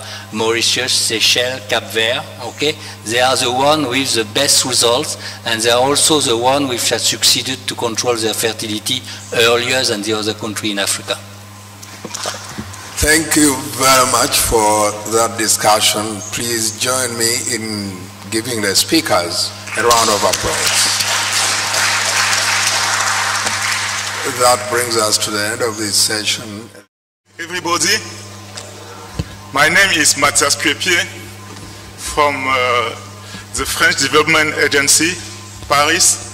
So I am the chair of this second session of the afternoon. It is supposed to start at 2 p.m. So we are already a little late. The session will have 3 main parts. Okay. Okay. Hello. Okay. So I was saying that the session will have 3 main parts. The first is The first presentation will be done by Mrs. Jacqueline Magled, the former UNEP chief scientist, on engaging scientists and academies in national planning for demographic dividend. So 20 minutes. The second presentation was supposed to be done by Parfait Elundu, but he couldn't join us. But in consultation with the organizer, I will present you this presentation, which we done with some of our colleagues on the necessary condition for obtaining demographic dividend. And after that, of course, we will have questions and answers. And between 3 and 3:30, there will be a break, a refreshment break. And thereafter, we will have the last session of the afternoon, which is a panel discussion on demographic dividend. So I think we can start. So Mrs. Margaret, you have the floor for 20 minutes. Thank you very much. Good afternoon, everybody. And it's a great pleasure to be here. And again, thank you for the organizers for inviting me. I'm going to sort of set up an argument as to how and why academies and scientists in particular need to be much more involved in national planning, not just because of the demographic dividend possibilities and benefits in Africa, but also because it's actually very clear that globally scientists have a much greater role to play in policy making, science policy. So I'm currently speaking from my new post, having left the UN, as a professor in the Masai Mara University, where I'm building a space research center and looking at resilience and population dynamics, and also my post at UCL, where I'm a professor in the Faculty of Engineering and the Institute for Global Prosperity. One of the things that I did when I was in the UN was to work with the chief scientific advisors of governments. And they play a very, very important role in governments that have actually chosen to have a chief scientist. They not only sort of fill the gaps that exist, they can point to where science needs to come forward with solutions and answers. They really also help to raise awareness of some of the difficult areas where there is no clear answer. And they translate that evidence into policies and to answer questions that prime ministers, presidents, and leaders really need to have answered on a much shorter time frame sometimes than researchers are comfortable with. So currently we have 46 officially designated chief scientific advisors around the world. Other countries have them, but they don't necessarily give them that title. Nevertheless, there are people who kind of occupy that sort of, I would say, preferred position of advisor that sometimes governments reach out to. But it is noticeable that even in Europe, there are different views as to whether it's science that you need, or whether it's engineering, or whether it's a medical specialist. And so as a result, INCSA, the international network of the global network of government scientific advisors, actually has a very varied group of members. Sometimes it's the chief medical officer, sometimes it's the person who gives advice in the space agency. Now, Rwanda has a chief scientific advisor, Kenya does not. We're trying to encourage them to do that. But more and more, the foreign ministers, FMSTAN is a funny little acronym, but basically it's the foreign ministers who get together. They are calling out to have good, strong scientific evidence coming to them. Now, why wouldn't they ask for the academies?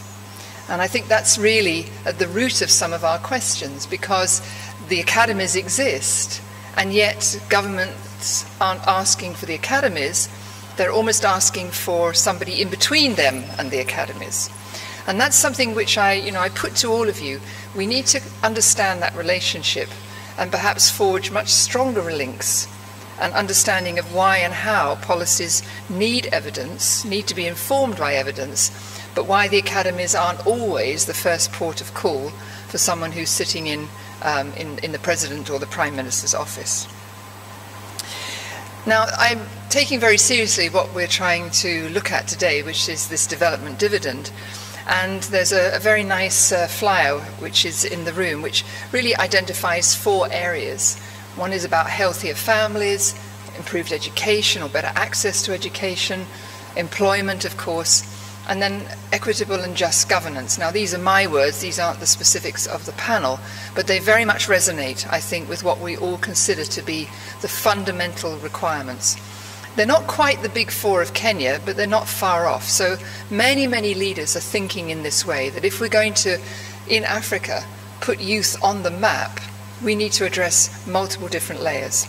So I'm very quickly going to look at the kind of science that academies and pretty much scientists need to be focusing on. And I'm doing that because, having spent years in the system of both academia and in governments and advising, and now in the UN and so forth in the European Union, I realize that it's a long gap between what many academic researchers are happy to do and what actually governments would like answers on. And I think it's that gap that I want to just highlight. So I'm going to take a couple of examples and really look at what's the science that we need, where is it, why is it not necessarily forthcoming where it isn't, and how can we address that. So if we look at healthy families, if you really want to look at healthy families in Africa, you're really talking about tackling hunger, maternal and childhood well-being, nutrition.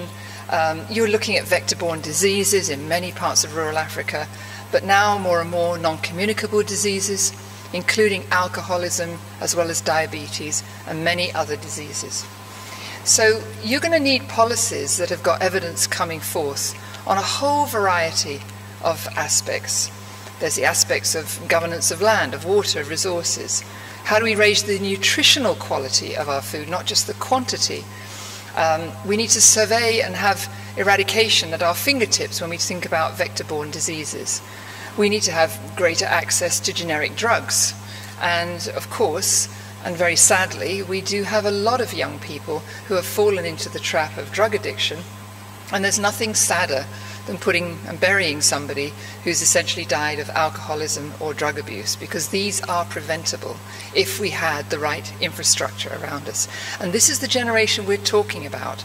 We're talking about adolescents who are essentially unable to go to school in many cases and have really a lot of spare time on their hands, and they get sucked into completely different ways of living. And it's very, very sad. So let's just think about food security. Hottest year on record in 2017. Those of you obviously from the Eastern African countries will recognize some of these pictures. We had widespread food failure. We were on the precipice of the same thing just now, but the rains have come. But how quickly they will dissipate and whether or not there will be rains in the coming months, according to the traditional pattern of rainfall, it's anybody's question. But along with that, we have this worrying undercurrent of the spread of various toxins. So there are fungi, there are aflatoxins, all tied up with poor handling of food, of poor storage, of post-harvest losses, and just generically the kinds of conditions that we're now experiencing in East Africa means that we are wide open to a whole variety of fungal infections. We need the science to tell us what the toxicity is. We need to understand how they're spreading, and we need to understand the genetics of it. Because talking about contamination of the food chain, it's pretty obvious that it is happening even as we speak. What is less well known is how aflatoxins can generate and cause cancers, liver cancers in particular. So this prevalence within the food chain and where and how you should target particular investments to avoid post-harvest losses or even distribution of food once it's actually been gathered and harvested is something that requires, yes, science, but also social and economic inputs. Just to give an example, we had a very nice study done at Dagoretti, which is just down off the escarpment as you're going up into Nairobi from the Rift Valley. And this study was, I think, a wake-up call for many Kenyans, because not only did it show that a lot of the population had aflatoxin poisoning, but that there was also, through time, a very, very clear indication of the dangerous levels of aflatoxin leading to cancers and so forth. So when we have these population studies, we can see that they are directly affected, and in a way the health system, the healthcare, just is not set up to deal with it. So there is research challenges. There are research challenges absolutely everywhere. Whether you're talking about drugs, whether you're talking affordable drugs, whether you're talking about crops, even not discussing gene therapies and GMOs and all the other aspects that really raise people's concerns, we can certainly see that science is missing in many, many of the discussions. There's a lot of prejudice, a lot of opinion, and that's why you need the academies to really have some gravitas and to be able to join into those conversations.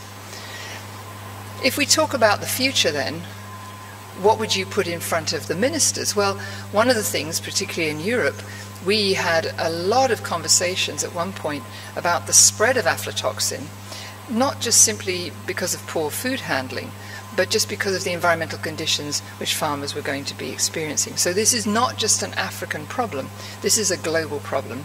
And therefore, scientists and academies, and chief scientists, for example, in Africa will benefit from having strong partnerships with the scientific community more broadly. If we think about undernutrition now, the next kind of aspect, so let's say we clean up the food chain, everything's going well, but we still literally haven't got our fingers on food quality as well as food quantity. Yes, we have the classic UN response, which is to put food on the ground, and we can have different forms of it.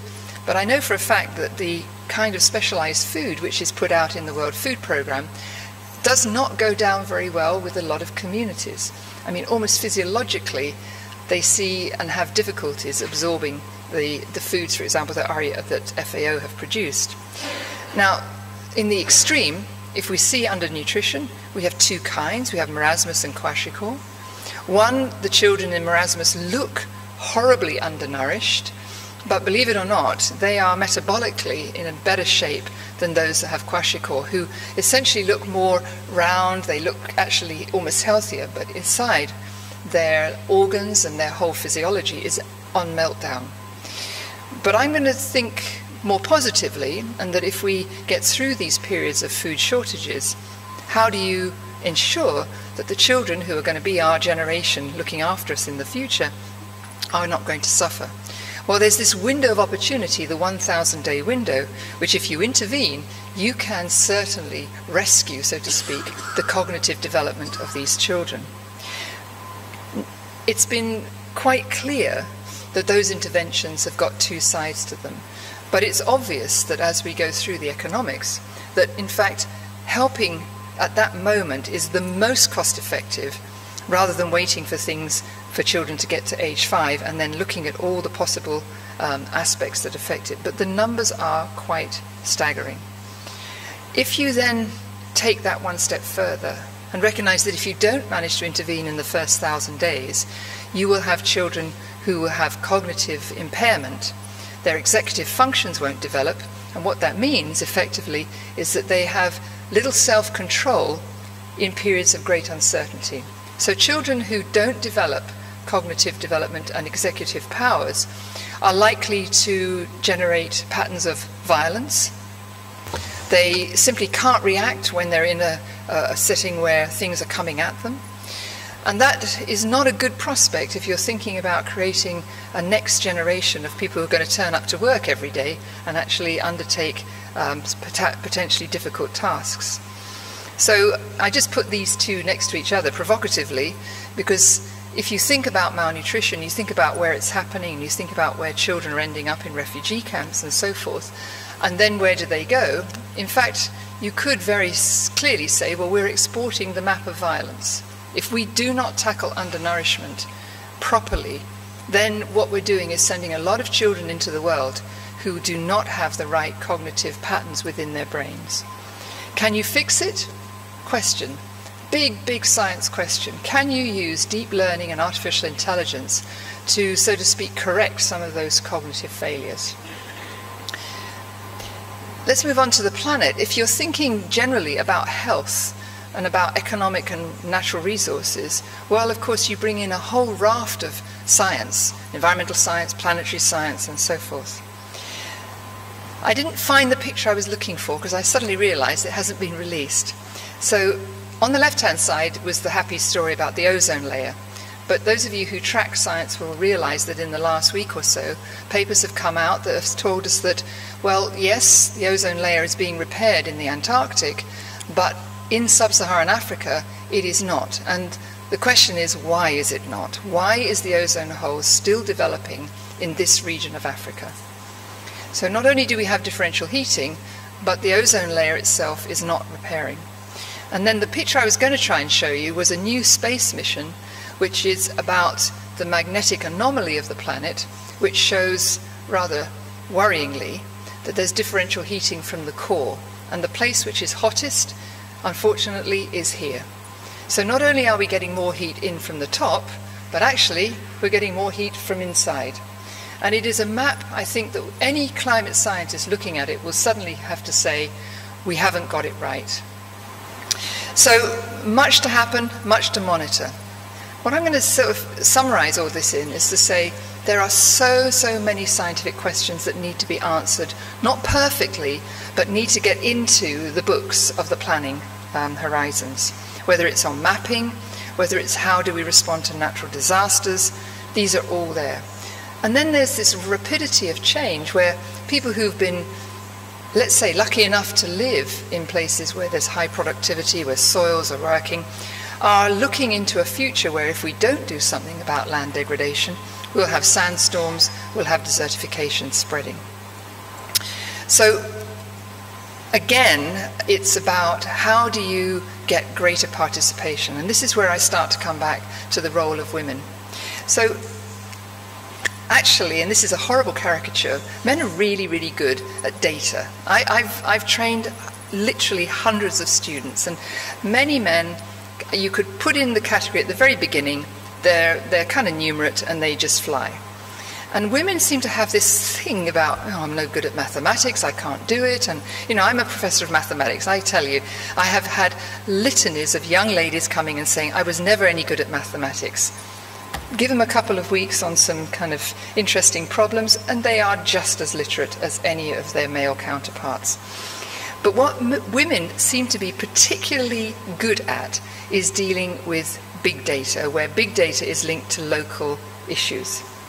And so it's fascinating because when you look at the kind of science that we will need in the future, where we have to blend the kind of big data picture with what I call small data, in other words, localized knowledge that will verify what the big data is saying, you would really want to be hiring many women, because the attention to detail and the way in which the logic and the theory of change is explained seems to be something which comes naturally.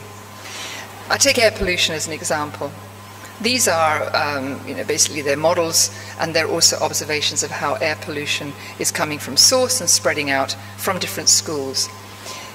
It was fascinating that when we asked the children and the teachers and then all the people in the neighborhood what they thought the problem was, in fact, it was the young girls who said, but can't you smell it? So their sense of what was wrong and what was right was far higher than all of their kind of male counterparts. And we're starting to look at what is it about the sensory awareness of young girls compared to young boys that makes them far more sensitive to some of these environmental contaminants. So finally, on prosperity. If we are going to enjoy a prosperous future in Africa, it's clear that we're going to have to package all kinds of policies together: innovation, engineering, social entrepreneurship, all the way through to empowerment of women. We need to think about new materials. We need to think of how are we finding these, how are we creating them. And again, not only the science of materials, but how we develop them, design them, put them into buildings and so on. So sometimes I despair when I go to many of the schools and I hear young girls and young boys as well, when you ask them what do they want to be, they all just say, I want to be a doctor. So we've done a really poor job of explaining the kinds of careers that young people can get into. You know, mathematics is just one end of it, but then there's an enormous array of all the kinds of jobs that they could play around with. So in my kind of setting in the Masai Mara where I live, we're actually producing from the waste, from our waste plant, thread that is good enough for 3D printing. So we've introduced 3D printing right in the middle of the Masai Mara, and we'll start making all kinds of different things, skateboards, surfboards, you name it. So there is no limit to what you can do if you simply bring the very best of science. So using combinatorial knowledge that's locally appropriate with people who are engaged and enthusiastic, there is really no limit to how we can make sure that the development dividend really turns around. So we need different kinds of partnerships. We have very traditional partnerships in science that have served us brilliantly up until now, but we really need to open up the doors. It isn't the case that if you don't have a PhD, you don't have a brain. If you don't have a PhD, you can certainly think in research terms. You just might not call it research. So citizen science, participation, theories which bring in experienced practitioners, these are all the way in which we need to engage the next generation. And at the end of the day, it really is about quelling what I would call not just conflict, but also this idea of living peacefully together. So I live in the Masai Mara. I live in a village. I live in a manyatta. I live in a mud hut. I have Wi-Fi there. But these are basically my neighbors and my family. And they have a very different view about peace and so on, because it's in their blood. However, what is extraordinary is how in the last 2 years there's been a huge transformation. The Western kind of way of working isn't what they want, but they realize that to be part of the modern world, they have to change. So these ladies, according to the recent requests for birth certificates, has thrown up this challenge, which is not one of them ever made it to school. And they're in the age range of 18 to, let's say, 34, 35. So they've had no schooling whatsoever. Yet every single child now is at school. We've made sure they're all there. So you have a kind of generation of women who are marooned between children who are coming home, who are learning, who are reading, who are writing, and a need to, in a sense, still maintain their authority and their position in the household. So what we have actually done is introduce gender equity, where we have both the senior elders and the ladies working together to try to find their way from a very, very traditional culture of pastoralism into being able to operate with all of the kind of traditions and yet still have employment. So we decided not to change the setting, but inside the village we have solar power, we have water, so we don't spend any time collecting water all over the place. We have GECOs, so we don't burn wood. We have charcoal, which is from human excrement made into charcoal balls, so we don't need to burn forests, and so on and so forth. These are our houses, so there's no indoor fire, there's no more smoke, and that hugely improves the health of the families. This is the water just literally by the side of the village, and men collect water as well as women now. So these are some of our young girls. There's no more female circumcision because now the bachelors have said they don't want to marry girls who've been circumcised. So that switch was driven as much by young men as by women, and that actually was the turning point when the men turned up to the meetings and said, actually, we don't really want to have girls who have been hurt and cut. We want this other pathway, and we want our wives to be educated. Multiple forms of employment, making honey, of course. These are our young warriors, so they still go out into the bush and do the kind of male rituals, but when they come back, many of them go back to college. So I'll end on the little story here. I told you that none of the ladies in the village have even set foot in a school in their lifetime. But we built a state-of-the-art waste management centre because the waste in parts of Kenya was, quite frankly, horrifying. Animals were dying from eating the plastic and so on. So I invested and bought and put together an incinerator. It's a kind of state-of-the-one, but you can see and it's run with solar. It's the first one in Africa to run. It's a monster. It consumes 100 kilos an hour, but the second chamber burns at 1600 degrees, so you can destroy all the dioxins, you can get rid of hazardous waste. But I show you the back because you can see there's a lot of dials and there's lots of things you have to do. Now, our ladies who've never set foot in a school, can't read, can only speak Ma, mastered this machine within 4 days. They were technically able to do everything, to sort the waste, to figure out what had to go in first, how to do the burn rates, how to read the dials, and so forth. And it was really inspirational because, in fact, the men were far less able to keep to the job, to be honest, and it was the ladies who now run the whole incinerator. They look after the solar panels, they can read the percentage gauge and so on, and as a result of this, they now have telephones, they now communicate very simple little phrases in Ma and so on. So they're on the road to literacy, and we now have 28 people employed here who, like a year ago, had no job, had no prospects, and they're able to actually put their children into school, pay the school fees, pay all the uniforms. Another thing which brings home the idea about agriculture is, the Maasai don't really do agriculture, but what we have done is we've created a portfolio of food trees which have got very high nutritional value. So combining traditional medicine on the one side, food trees on the other, we now have a kind of collective and a nursery where we're doing germplasm research. And so very carefully, we've combined a lot of information from the leading forestry groups, ICRAF and others. And so these ladies and the team are now combining different hybrids and producing fundamentally different kinds of plants that will deal with adaptation. So again, none of them have got PhDs, they never went to school, but they can recognize how to detect different forms of germplasm.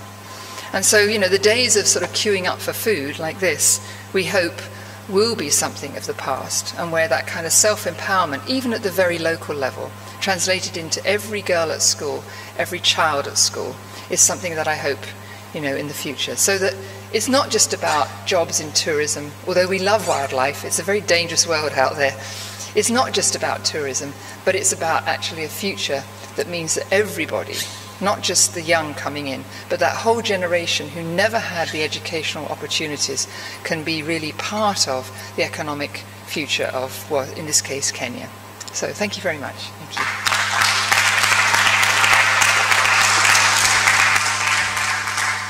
Okay, thank you very much, Mrs. Margaret, for this interesting presentation. So I will right now also for 20 minutes give a presentation on the necessary conditions for demographic dividend. And then after that, the floor will be to you to ask the question, comment, etc.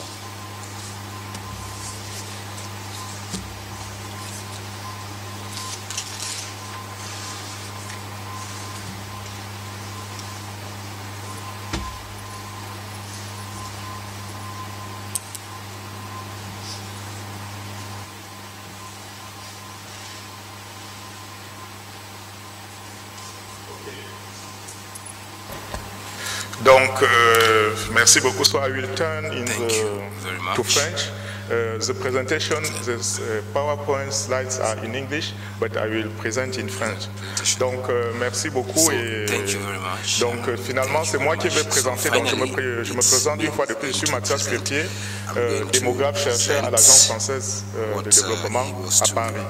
Donc, je vais vous présenter la présentation qui a été sur les conditions nécessaires pour obtenir le dividende démographique en Afrique. Normalement, cette présentation était censée être faite par professeur Parfait Lundu. Malheureusement, il n'a pas pu se joindre. Donc, on a rapidement fait une présentation avec notamment l'aide de Jean-Pierre Gengan, que je remercie.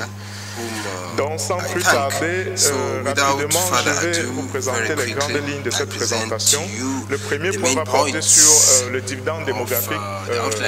De quoi parle-t-on? Donc rapidement, préciser ce que c'est que le dividende démographique. Et le second point, c'est le second point sera composé de plusieurs sous-points. Le premier étant les conditions pour avoir ce dividende démographique. Donc la première condition nécessaire et indispensable, c'est une transition démographique rapide. La seconde condition, c'est l'investissement dans le capital humain des jeunes et des moins jeunes, comme Madame Mark l'a montré dans notre approche. Voilà. Et le troisième point, la création d'emplois décents. Et enfin, on va aussi rapidement montrer comment, en quoi est-ce que le dividende démographique, l'atteinte du dividende démographique permet, n'est-ce pas, contribue grandement aussi à la réalisation de l'agenda sur le genre. Parce que finalement, la transition démographique joue davantage sur les femmes que sur les hommes. Et il y aura un dernier point de conclusion. Donc, qu'est-ce qu'on entend par dividende démographique quand on parle de dividende démographique? Je pense que depuis ce matin, on en a rapidement parlé, mais sans aller en détail. Ici, je vais rester aussi quand même assez sommaire, mais tout en donnant les grandes lignes. Donc, il s'agit en fait d'un processus, on va dire d'un cercle vertueux, n'est-ce pas, qui commence par une transition rapide de la fécondité. Donc, quand la fécondité baisse rapidement, la première incidence quelques années après, c'est la baisse du taux de dépendance qui reste très élevé, notamment dans les pays d'Afrique subsaharienne, n'ayant pas encore entamé une baisse rapide de la fécondité.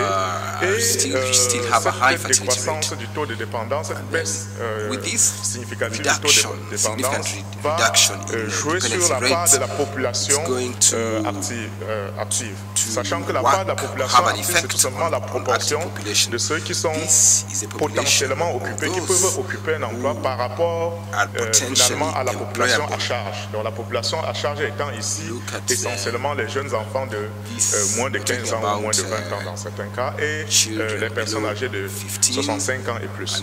Et ensuite, donc, étant donné qu'il y a cette augmentation, n'est-ce pas, de la population adulte par rapport aux populations à charge,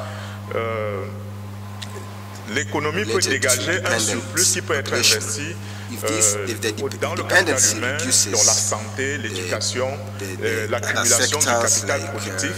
Et tout cela va entraîner une croissance démographique, un surplus de croissance économique, n'est-ce pas? Et ce surplus de croissance économique va alimenter, réalimenter l'investissement en capital humain, comme on l'a déjà souligné ce matin, et aussi accélérer, permettre de pouvoir accélérer la transition de la fécondité, la baisse de la fécondité. Donc c'est en cela que le dividende démographique est un cercle vertueux. Et en même temps, il s'agit, n'est-ce pas, d'un processus qui aussi accélère l'autonomisation et l'empowerment des femmes. Parce qu'on y reviendra plus tard, puisque, n'est-ce pas, les charges de fécondité pèsent essentiellement sur les femmes. Quand ces charges sont diminuer de façon significative, il peut y avoir des effets extrêmement positifs sur l'autonomisation des femmes. Donc voilà en gros ce que c'est que le dividende, le processus du dividende démographique. Et ce qu'il faut savoir, c'est que dans certains pays, ce dividende a été très important. Donc ici, rapidement, j'ai présenté et c'est tiré d'un article très sérieux des auteurs qui ont commencé par parler par analyser les dividendes démographiques, et on se rend compte que dans les pays de l'Asie du Sud-Est, plus particulièrement, le dividende démographique a pu être extrêmement important, donc de 15%. Donc il s'agit d'environ 15% de l'ensemble de la croissance économique de la Chine entre les années 1965 et 2005 serait dû au dividende démographique, n'est-ce pas? Et ça va jusqu'à 50% pour Singapour. Donc il s'agit donc d'un processus qui est vraiment, qui peut être extrêmement accélérateur, extrêmement créateur de richesse. Mais pour y accéder, il y a des conditions, on l'a déjà vu ce matin, notamment avec les projections et le rythme de transition démographique dans ces pays-là. Donc c'est pour dire que le dividende démographique, la première condition, c'est véritablement qu'il y ait une accélération de la transition démographique pour pouvoir bénéficier du dividende, ce qui est loin d'être le cas, n'est-ce pas, en Afrique, puisque en Afrique subsaharienne plus particulièrement, la plupart des pays ont une fécondité extrêmement élevée. Donc là, nous avons représenté rapidement le niveau de fécondité des femmes au cours des pratiquement 60 dernières années. Et ce qu'on observe, c'est que jusqu'ici, peu de pays en Afrique subsaharienne ont un niveau de fécondité extrêmement faible, ont un niveau de fécondité faible. Donc ici, en rouge, on a juste donné le cas de l'île Maurice, comme on l'a parlé tout à l'heure. Il y a d'autres îles, mais l'île Maurice particulièrement a déjà achevé sa transition démographique et certains pays en Afrique de l'Est et notamment d'Afrique australe. Donc voilà. Donc les pays devraient accroître normalement, ce que les pays africains devraient faire, c'est accroître rapidement l'utilisation de la contraception, qui reste extrêmement faible en Afrique centrale et avec des niveaux moyens en Afrique de l'Est et des niveaux relativement élevés dans la partie australe de l'Afrique. Mais il faut bien souligner qu'en Afrique australe, la transition de la fécondité est assez avancée. Donc, cette faible utilisation de la contraception est aussi bien due à un problème de demande qu'un problème de besoins non satisfaits. Donc, la seconde condition, c'est l'âge au mariage. Et on va y revenir très rapidement. C'est que dans la plupart des pays d'Afrique subsaharienne, l'âge au mariage est encore inférieur à 18 ans, donc à l'âge à la majorité. Et donc, on peut s'interroger quand les jeunes filles se marient sans avoir atteint, d'une part, la maturité psychologique pour pouvoir discuter d'égal à égal avec l'homme, et d'autre part, sans avoir eu le temps de gagner d'expérience en expérience, soit sur le marché du travail, soit en termes d'éducation. Bref, elles arrivent dans leur confrontation, dans la vie de couple, avec moins de capacité et moins d'aptitude à la négociation et moins de maturité que l'homme, puisque l'âge au premier mariage des hommes en Afrique est en général supérieur à 25 ans et autour de 25 ans. Donc, une des questions que je soulève, c'est quand même la question de la légalisation de l'avortement, parce que c'est un droit pour les femmes, normalement. Mais ce qu'on observe, c'est que de façon générale, dans tous les pays africains, nulle part l'avortement n'est complètement légalisé, à part en Afrique du Sud et en Tunisie. Donc ça aussi, c'est une problématique. Et bon, voilà, et sachant que dans les pays qui ont connu la transition démographique, que ce soit comme la Tunisie ou le Vietnam, mais entre autres, l'avortement médicalisé, sécurisé, a pu jouer un rôle important, quoi. Donc voilà, rapidement, j'ai donné quelques graphiques pour indiquer le faible niveau d'utilisation de la contraception en Afrique. Ici, il s'agit de l'Afrique centrale et de l'Ouest. Et donc, on voit qu'on est extrêmement loin de la révolution contraceptive, comme on l'a vu ce matin. C'est à partir de 60% qu'on peut parler de révolution contraceptive. On en est extrêmement loin en Afrique de l'Ouest et du Centre. Certains pays, notamment en Afrique australe, ont déjà des niveaux significativement élevés. Voilà. Et donc, ce qu'on peut aussi dire, c'est quand même que dans les pays ayant déjà réalisé leur transition démographique, on se rend compte que les niveaux de pratiques contraceptives sont très très élevés et se sont énormément accrus depuis les années 1970. Donc c'est important d'avoir en tête les schémas par où est-ce que les autres sont passés, et on voit effectivement qu'ils sont pour certaines parties de niveau extrêmement bas, n'est-ce pas? Si on prend ici, je crois que c'est le niveau du Cap-Vert, on voit quand même tout le chemin qui a été réalisé, ou le Vietnam dont je parlais tout à l'heure. On se rend compte qu'il y a eu une très grande transformation de la société en termes d'acceptation et d'utilisation des méthodes de contraception modernes. Bon, bien évidemment, comme je l'ai dit tout à l'heure, l'avortement un peu partout. Donc là, vous avez la carte de l'avortement dans le monde. Donc en Afrique, les parties en vert, c'est là où l'avortement est complètement légalisé. Et en Afrique, c'est uniquement en Tunisie et en Afrique du Sud. Dans la plupart des pays africains, c'est strictement interdit, donc en rouge. Dans un certain nombre de pays, c'est accepté, mais sous un certain nombre de conditions, qui de fait rendent l'accès aussi restrictif. Voilà, donc j'avais parlé de l'âge au mariage. Donc vous avez ici, par rapport à l'âge de 18 ans, au moins une moitié des pays africains ont un âge au premier mariage qui ne dépasse pas 18 ans chez les filles. Bon, donc ça c'était, jusqu'ici on a parlé des conditions purement démographiques, mais bien évidemment il y a aussi des conditions en termes d'investissement sur le capital humain des jeunes, puisque l'investissement sur le capital humain permet d'avoir des effets positifs à différents niveaux. Donc d'abord au niveau socio-économique, notamment au niveau des femmes, puisque l'éducation, l'investissement en capital humain de façon générale, donc que ce soit l'éducation formelle ou informelle, peut améliorer la santé sexuelle et de la reproduction, permettre à la femme de contrôler sa fécondité, d'avoir une maîtrise de sa fécondité, et aussi d'avoir un impact positif, un effet positif sur l'éducation et sur l'éducation des enfants.